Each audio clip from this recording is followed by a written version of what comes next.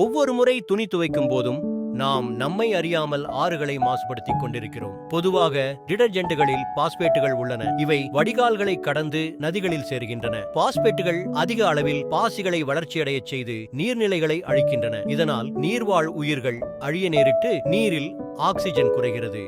இது யூட்ரோபிகேஷன் ஆரோக்கியமான நீர்நிலைகளை உயிரற்ற பகுதிகளாக மாற்றுகிறது. இதை தடுக்க ஒரு எளிய வழி டிடர்ஜென்ட்டுகளுக்கு பதிலாக இயற்கை சார்ந்த சோப்புகளை பயன்படுத்துவதே.